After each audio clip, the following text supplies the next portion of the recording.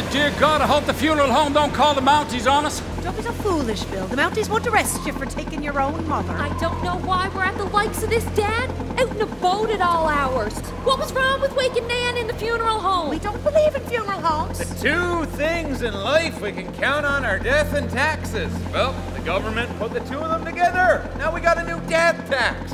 Jeez, they got us taxed so much now, even the turnips are bleak. Well, what Mary Margaret wants, Mary Margaret gets. Dead or not. I'm Bob Hallett, a Newfoundland musician, entrepreneur, composer, writer, and I'm also the producer of No Change in the Weather. No Change in the Weather is a new Newfoundland musical.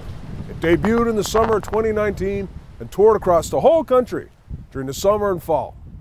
And this musical tells an amazing story. It tells the story of one night in the life of a family, a wake for the family matriarch, where the whole family gathers together to settle their history, to settle old feuds, to rehash old romances, and to put it all together again one last time. And they're surrounded by music and dancing and laughter and some sadness. But this story doesn't start here in Newfoundland. As unlikely as it may seem, this story starts in Winnipeg, Manitoba, with a man named Walter Schroeder. Grew up in Winnipeg and went to school there, and then came east, went to school postgraduate, and got a job at Wood Gundy in investment banking and credit analysis, and spent 7 years doing that, and then broke off and formed what later on became, after 40 years, the fourth biggest debt rating agency in the world, DBRS, Dominion Bond Rating Service. Took me all over the world, especially to Newfoundland, which for some reason I favored and was entranced with. Newfoundland was always something, for some reason I took an interest in, possibly because of the interesting people I found there. Tough times they had to fight right through the whole history of Newfoundland. I took an interest in that because they were fighters and they had a unique culture, and that appealed to me. And so I spent an unusual amount of time concentrating on the Newfoundland debt credit rating through the years. So how did this man come to be making a musical in Newfoundland? Well, it starts with a trip to the west coast of Newfoundland some 30 years ago, and a beautiful summer drive. We took a trip across Newfoundland, took a rental car, went into a music shop and picked up a tape. It was called Uncle Harry's Bar Band. I have the original tape that we picked up here. Must have been well over 30 years ago.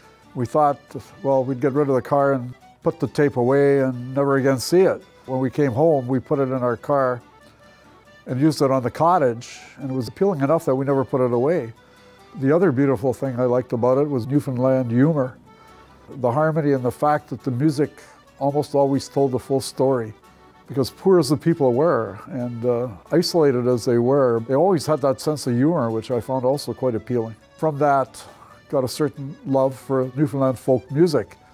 Funny enough, after we sold our company, we were involved with Garth Drabinsky. He brought Phantom of the Opera to Broadway. And in the course, he was running a show called Suzetska. And we got involved with that. So from that, we learned a lot about what it took to put a Broadway show together. And then I ran across a song by Murray McLaughlin, No Change in Me. And the line in there was no change in the weather. And suddenly it dawned on me, what a perfect name for a show, because it showed so perfectly what Newfoundland was all about. And suddenly got an idea of taking some of these songs from Uncle Harry's Bar Band and putting them together and creating a show. You know, why not? Drabinsky was doing it, why can't I do it? To be all you can be. No change in the weather, no change in me.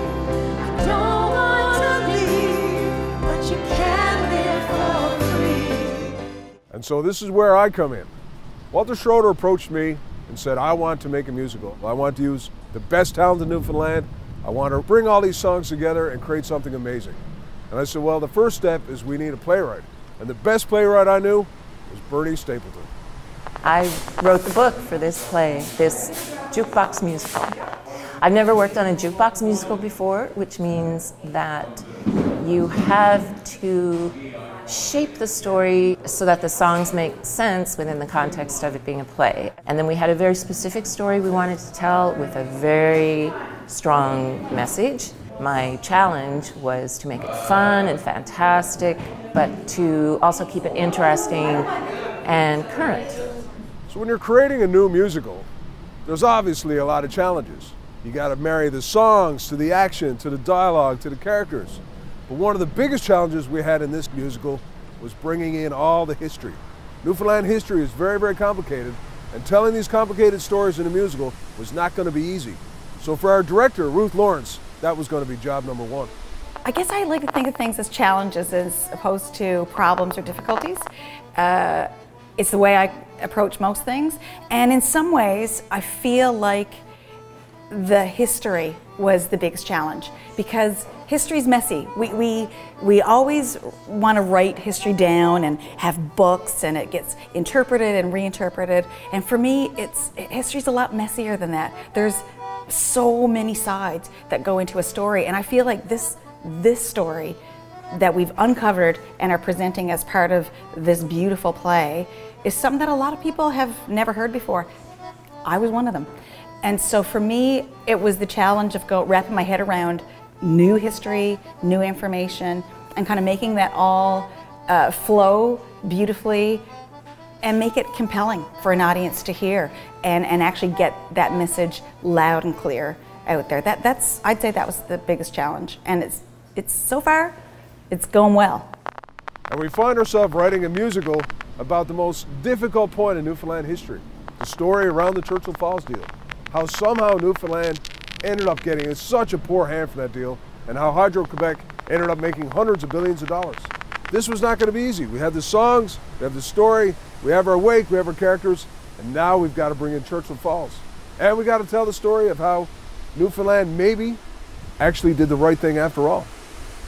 We all were eager to do the right thing. We wanted to complete the project and then build a transmission corridor through Quebec and then sell the power where we wanted. But Quebec refused to let us put through the transmission corridor. Why couldn't you put the transmission lines through Newfoundland or under the Straits of Belle Isle? It was too costly. And the truth is, we were given to think that if we kept Quebec happy, Newfoundland and Labrador would be taken care of on the other end. And we all know the rest. And I guess for myself, I've always had, like a lot of people, that generalized idea that we just negotiated a really bad contract. But this experience has opened up for me, not just the contract, but the whole project.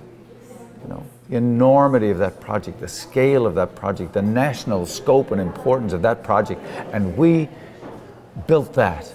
You know, we made that happen, and it's really something that should be a point of pride for Newfoundlanders has instead become a point of kind of secret shame and another stumble that we made.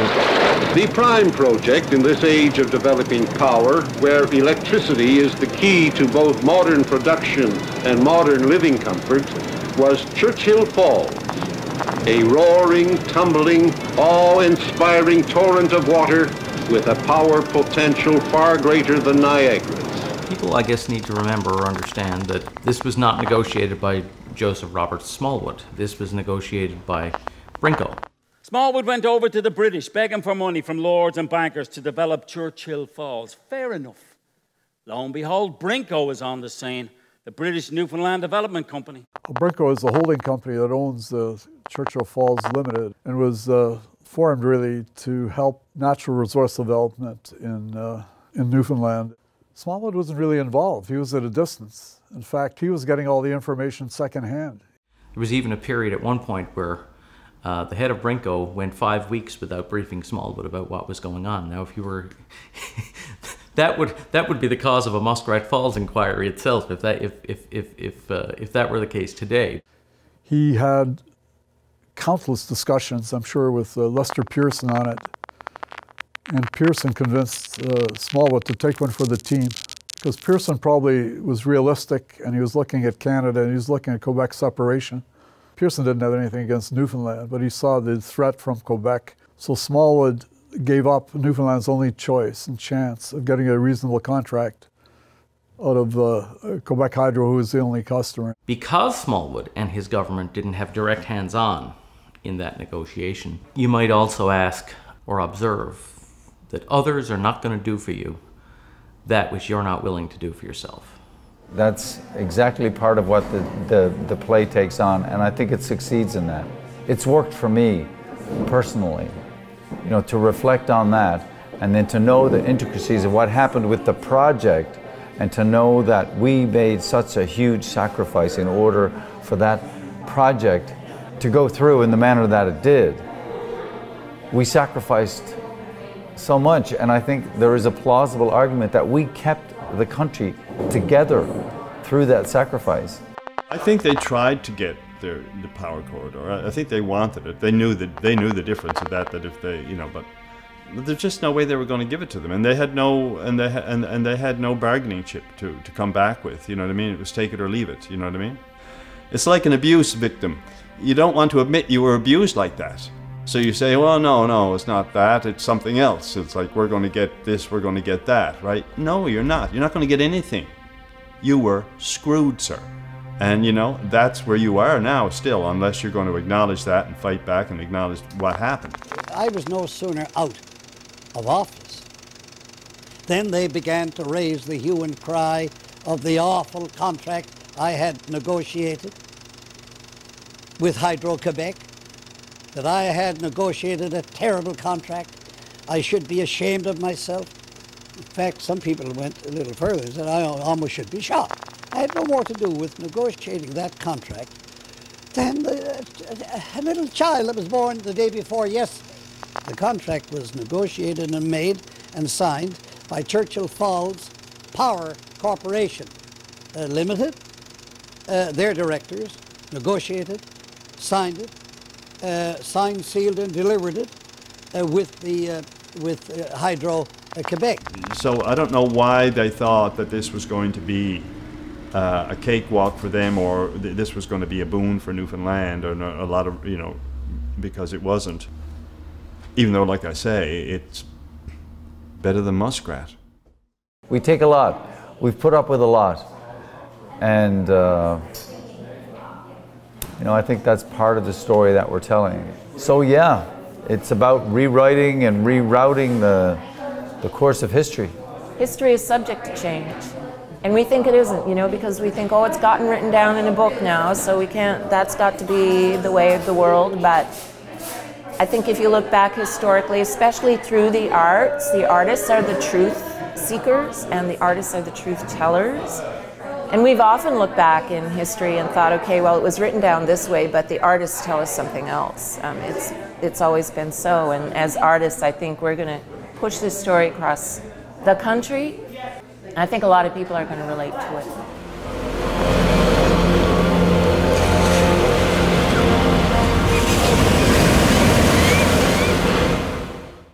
The other thing to remember is, on the other side of that, the two Pearson minority governments of the 1960s were determined to not let the separatists get a leg up on them, to get ahead of them. What was important about keeping Quebec sweet?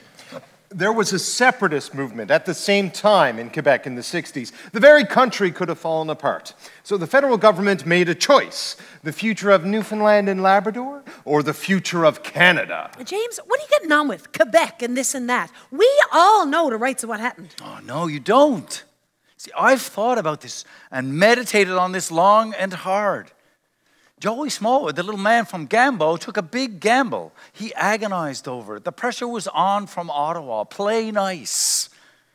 The project will be completed and all will be well. Don't pursue the power transmission corridor, and Quebec will be content.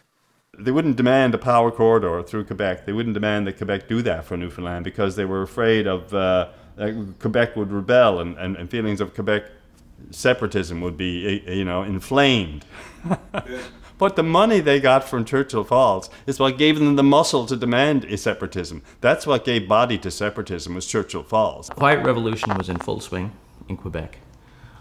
We know that from the time of the Lesage governments came in, you had people like René Lévesque, who imagined that hydro revenues generally were going to fund an independent, separate Quebec from Canada. And that was their base starting point. They were very aggressive with how they dealt with Brinko in a negotiation. Pearson and Smallwood did the wrong thing for the right reason is probably the best way to put it. You got to think of the scenario. In 1966, Charles de Gaulle, on the steps of the balcony of the City of Montreal City Hall, uttered the words, "Vive le Québec libre." Vive le Québec libre!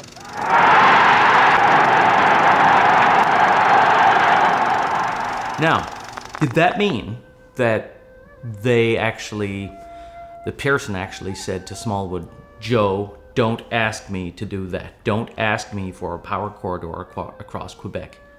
I mean, the legend, the lore, the story is that that discussion took place, right? That he said, "You know I can't do that. What army is going to keep up those transmission towers?" And maybe Smallwood's answer should have been the Canadian Army.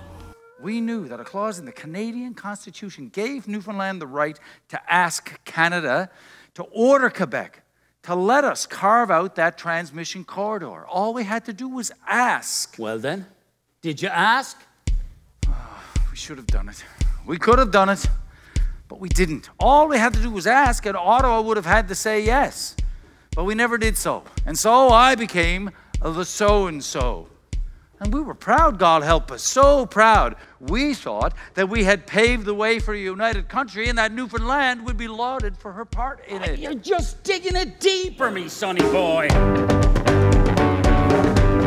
So as we began to create No Change in the Weather, and we began to dig into this history and start to find ways to tell this story, we began to wonder, maybe there was some documented proof out there. Maybe there was something that we could find that could prove this case, that Newfoundland had done a noble thing. In the play, we talk about a letter that was written and never sent. But did such a letter even exist? All Quebec had to do was wait and then snap up the rights to the power for a song. A song, my dear. Richard here loves Newfoundland music, huh? Well, here's a song for you. We became the joke of the country for the worst deal of the modern age. And for every other scheme, from rubber boots to cucumbers to gold mines in Labrador, and a beanstalk forming a causeway to the mainland. It's definitely brought a lot more substance to the context in which the Churchill Falls deal went down. It's brought to light a lot of the actual politics on the sort of national scale of the entire country and what that meant for the entire country, not just Newfoundland, but on a whole, as for us as a nation, what the project meant. So I think Quebec really, I think in many ways it got one over on Newfoundland in those negotiations, but I think it was partially because Joey was prepared to do the trade. He was prepared to do it and had convinced himself that the only way he could open up all of the resources of Newfoundland were essentially to give those resources away and then have somebody come in and exploit them, both the corporations, and then we would get the job. The ideas, the men, the machines, the will to build, all were crystallized into a great effort that overcame all obstacles, both physical and political, to harness and tame the Churchill's raging flow.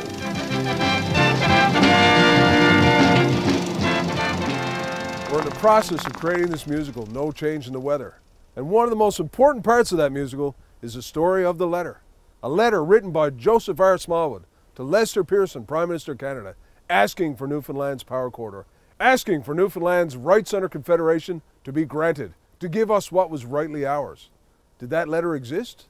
Well, it's pretty important to the play, and it's pretty important to Newfoundland history, and my job is going to be to find it. This is the letter that went unsent to Ottawa, written by the little fellow from Gambo who took the big gamble, Joseph R. Smallwood himself. Written, but unsigned, unsent. If people are going to believe us and believe this play, I think it's critical that we find this letter.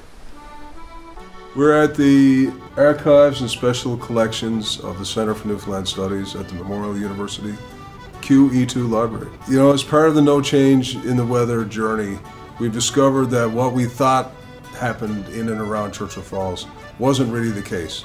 But a lot of it was rumor and hearsay. We talked to people who contradicted each other. And we've been looking for some evidence as to what was the state of mind of the people of Newfoundland and Labrador at that time. Did they know what was at play? Did they understand the consequences of their power? Was there anything that suggested they knew the difference? You know, I hate this idea that the people of Newfoundland were just stupid, that they played a card game they didn't understand and played bad cards and lost everything. That seemed crazy to me, that we felt there must be something. And so we heard about a letter. I heard that there was a letter where Smallwood laid out the case for Newfoundland, but no one has ever seen this letter. I heard a rumor that it existed. We kind of knew more or less when it might have been written. And we've been spending a lot of time digging through these archives trying to find if that letter really existed. There's a really great speech that John Crosby gave in the House Assembly back in the day where he really criticized and he broke it out how and why the Churchill Falls deal was really a disaster for Newfoundland and Labrador in terms of what it was able to get back from it. I don't really pay attention to politics, which this show has actually made me realize that I should, because now that I know how much it's affected our province, I realize how big of a deal it is and that we should have more youth involved in advocating for stuff. After doing all the songs, and especially Newfoundland Blessing, when I heard us all do that together for the first time, I felt a lot of pride for our culture. And, you know, we're tough. We're really tough. And I'm really excited to bring that forward and show people that there's more substance to us, and we've struggled through a lot of turmoil. So this show has definitely brought out a lot of pride as a Newfoundlander.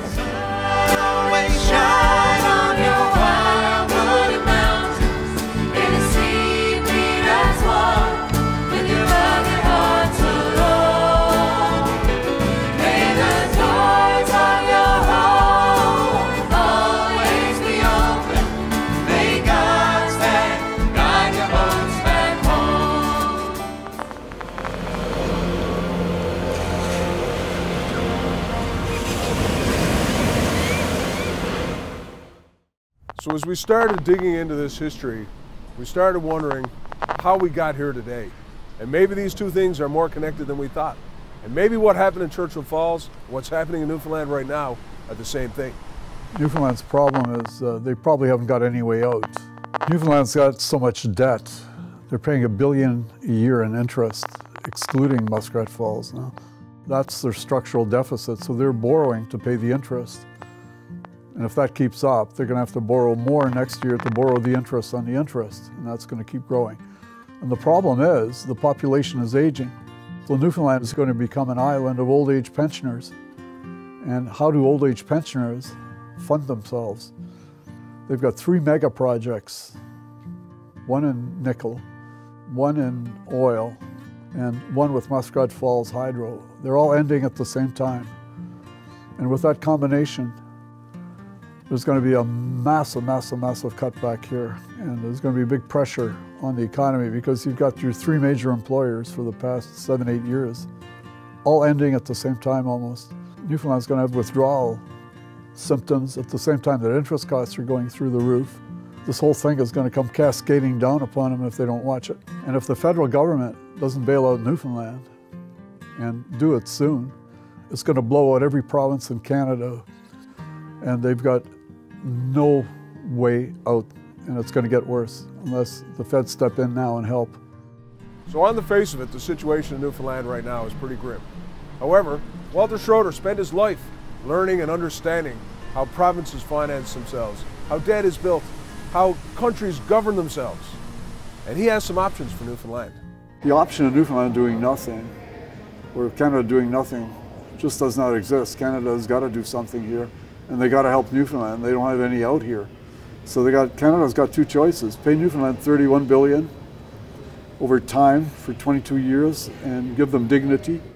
Obviously, it's going to be difficult to convince the federal government to hand over $31 billion. But we have a case. Churchill Falls generates roughly 30 billion kilowatt hours a year. If the government of Canada provided Newfoundland and Labrador with just 3 cents a kilowatt hour for that first 30 billion hours, that would offset the lost revenue and would equal $900 million. That would go a long, long way to covering Newfoundland and Labrador's debt.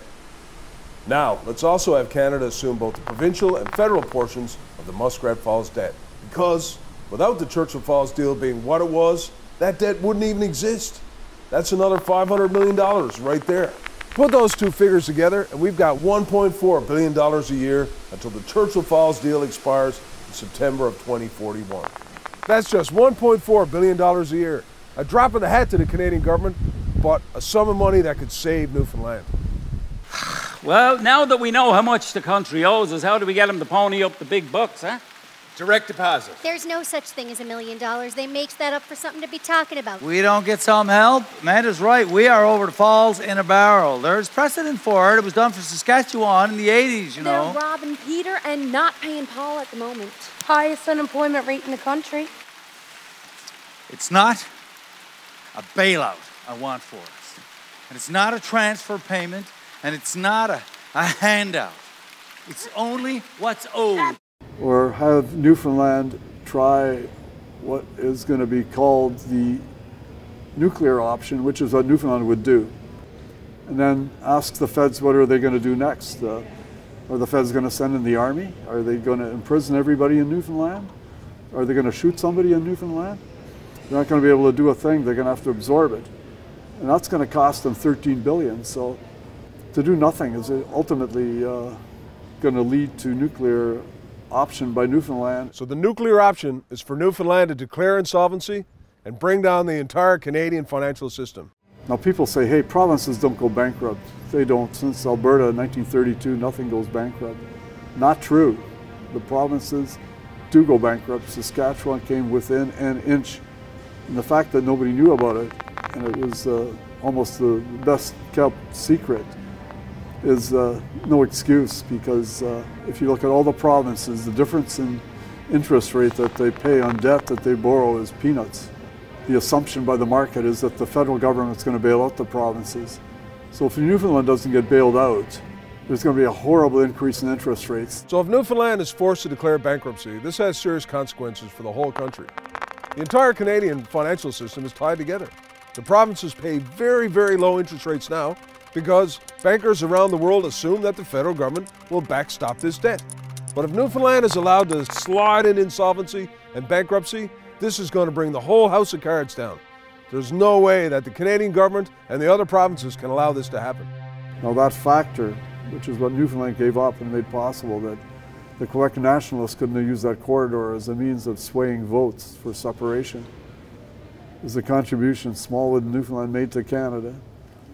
And that should not get unrewarded today because they're hurting, and also because the Churchill Falls contract would never have happened if Newfoundland would have got that corridor and been able to negotiate from a position of strength. And it brings us back again to this letter, that smoking gun, that document, that proof that Newfoundland took one for the team. The proof that Newfoundland did something noble, not something stupid, but something noble. That Newfoundland understood what it was sacrificing and made a deliberate effort to sacrifice its interests to keep Canada together. But Canada ground is on their heel the first chance they got. The bed was made, my son. Ye made the bed. The rest of us got to lie in it. Who'll be so stunned as to sign off on a deal so bad as that?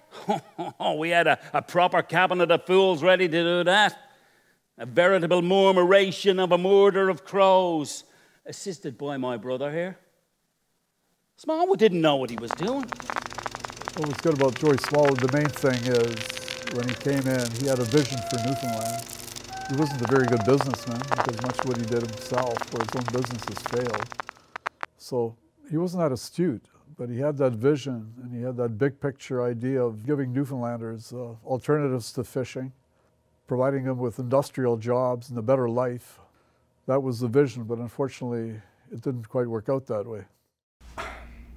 I always thought he's kind of a desperate man in a way, really, trying to rewrite history, trying to like write so much about history that the real history would be erased somehow. It would be papered over, covered, that by force of repetition he could somehow produce some kind of version of history that he was that people might still believe in after he was dead, right? Even though people stopped believing in it long before he died. And the devil looking up from hell said, "Here comes our man.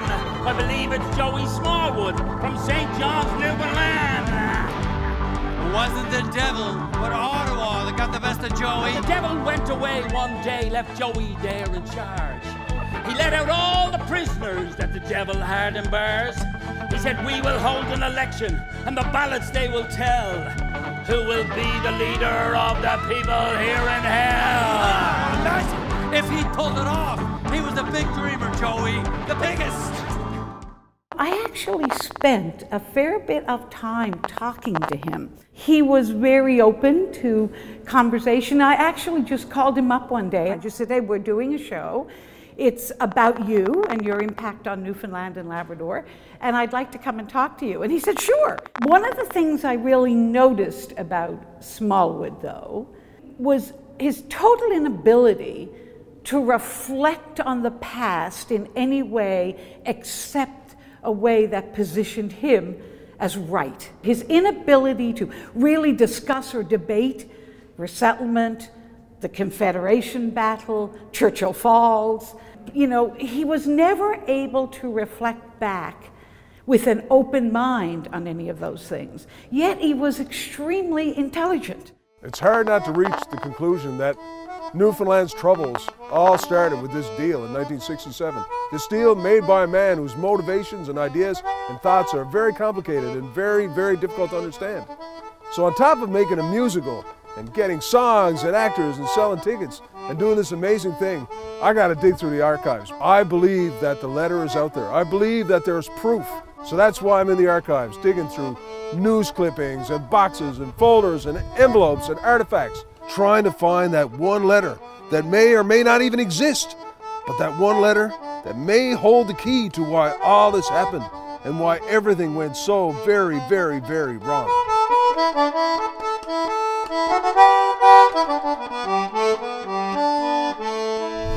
That's it. This actually exists. It's incredible. This paragraph here. The Government of Newfoundland requests the Government of Canada to invoke paragraph C, clause 10 of the BNA Act. The government proceeds forthwith to build a transmission line from Churchill Falls.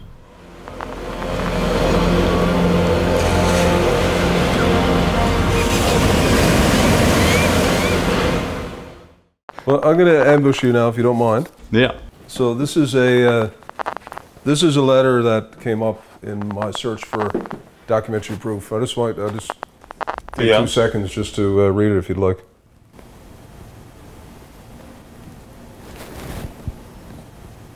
No agreement has been found to be possible between the governments of Quebec and Newfoundland or Brinko, I guess. Not signed. Not signed. 1966, eh? He wrote a letter to Lester Pearson on the 29th of September 1966. Page 2, he says, the Government of Newfoundland requests the Government of Canada to invoke paragraph C of clause 10 of section 92 of the British North America Act. It was never sent. It was never sent. It was never sent. You know, that story has always been there, or that feeling that the Feds somehow also interfered because they were more interested in protecting the interests of Quebec than the interests of Newfoundland and Labrador. But to some degree, Smallwood was also willing to get that thing built under any circumstances. And if one of those circumstances were involving Hydro-Quebec, sadly, it seems, he was willing to make that sale. Well, we discovered this letter written in the 29th of September 1966, where J.R. Smallwood, speaking on behalf of the government of Newfoundland, asks Lester Pearson, the Prime Minister of the day, the Prime Minister of Canada, to invoke the BNA Act and provide Newfoundland with a power corridor for Churchill Falls power. Smallwood had a very distinctive writing style, a very personal, very rhetorical style. This letter is not written that way. This is a legal document prepared by lawyers. So people in the Department of Justice, one of the lawyers around him at the time, there was 5 functioning lawyers in the cabinet with Smallwood, all of whom would have done those BNA courses, and they did their law degrees in Dalhousie. We had the piece of paper written, the letter, demanding that Ottawa force Quebec to let us put the power corridor through. Don't ask. They asked us not to send it, and God help us, we didn't send it. What? Lester Pearson was the Prime Minister at the time. We were blocked at every turn. Don't ask was the message that we got. Don't ask for your power corridor, because if you do, we'll have to say yes, and we don't want to help you. Yeah. And we knew in that moment how insignificant we were. The newest province, the least important. The government of Newfoundland knew the difference. Why this letter was either not sent or not received or ignored, we don't know. But we do know that the government of Newfoundland knew the difference, and they knew they were going to pay a very, very high price indeed if they didn't get that power corridor. He specifically calls on the government of Canada to invoke paragraph C, clause 10, section 92 of the British North America Act, which would give Newfoundland the right to build a power corridor through the province of Quebec, therefore sell its power to upstate New York or perhaps Ontario, and the tens of billions of dollars a year that have accrued to Hydro-Quebec would then have accrued to the province of Newfoundland, and everything would be different. That's an unsigned letter. It's on the Premier's office letterhead. It's JRS/BD. That's Betty Duff. Smallwood, his secretary was Muriel Templeman. His stenographer was Betty Duff, later clerk of the House of Assembly.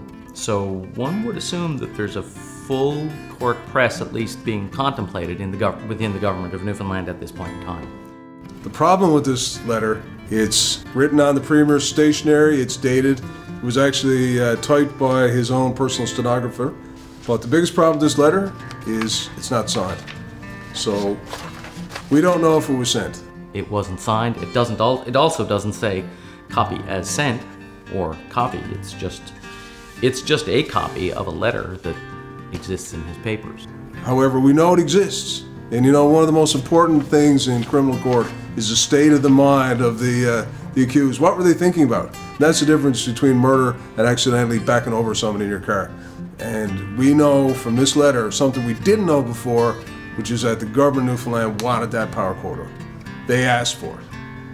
They knew how important it was, and they knew the difference it would make in negotiations. And for whatever reason, they didn't get it. So the two elements of a crime are the actus reus, the act of the thing, and the mens rea, the guilty mind, right? And for a crime to have been committed, those two elements must be present. So certainly, now I'm not accusing Mr. Smallwood of a crime here, let's be clear.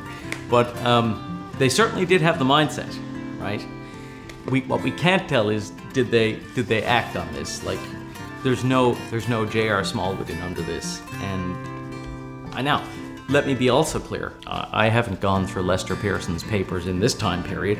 I've gone through them for other periods at the National Archives in Ottawa. But I haven't seen whether he received this or what his answer might have been.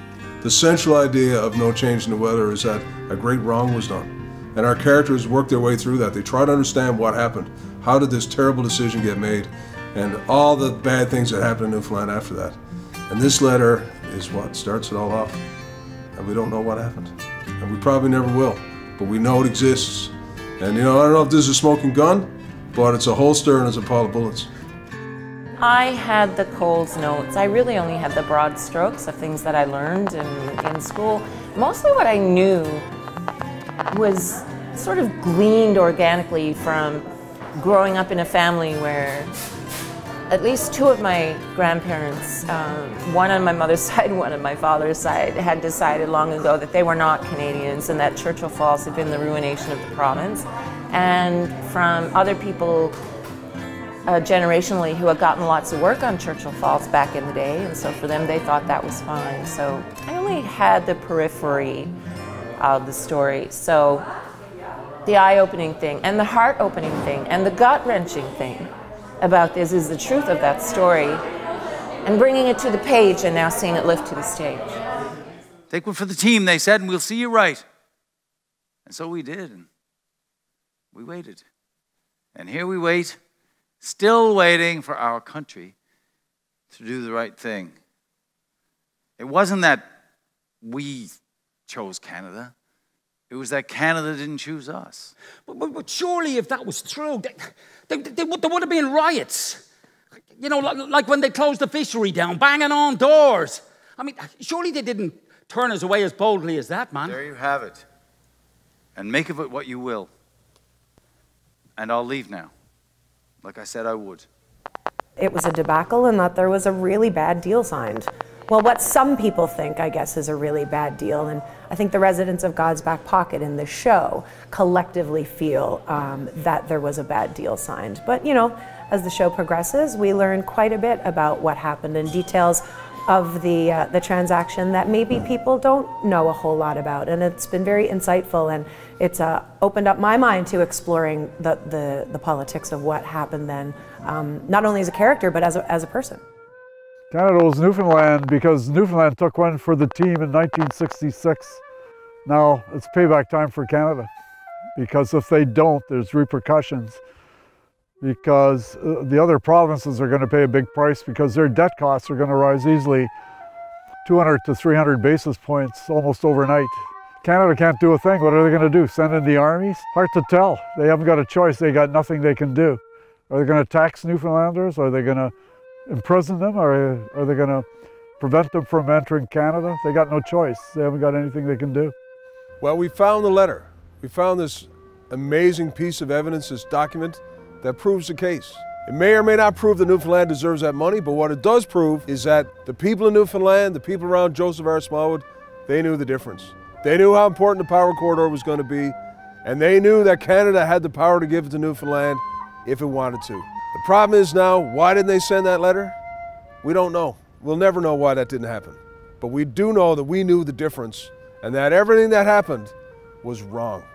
They knew what they were sacrificing by not pursuing that power corridor, and they knew that the federal government was supposed to help us to speak for the smaller province to make Confederation fair, and that didn't happen. We're making a musical, but we believe too that we can change hearts and minds, and this letter is a small piece in a very, very big puzzle. As our lead character James says, it's very, very easy to get lost in the tangled bogs of Newfoundland history. But we know now, with the research we've done, creating this musical, that all this really happened.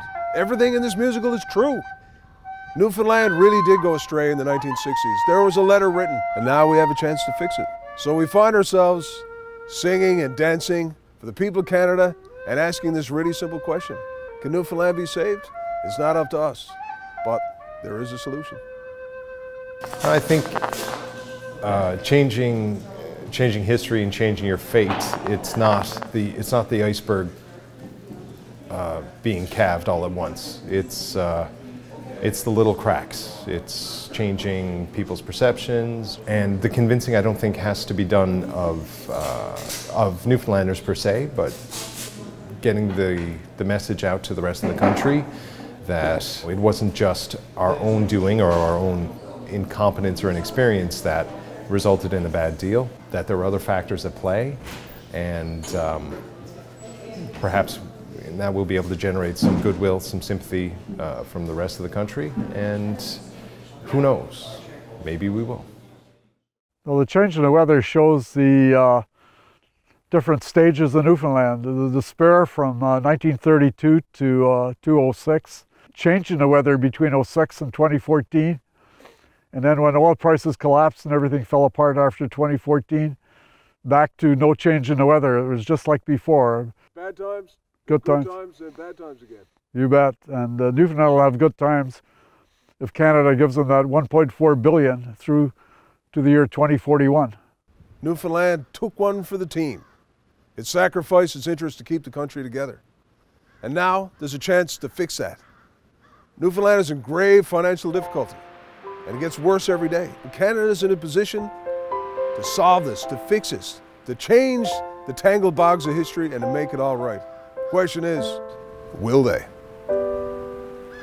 You can't eat the air, and you can't drink the sea. No change in the weather, and no change. It's never too late. I love the show. I love the music.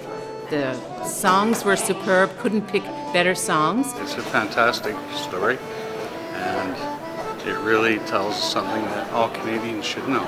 It was a really strong performance by everybody, musicians, lighting, the whole crowd. So I'm really impressed.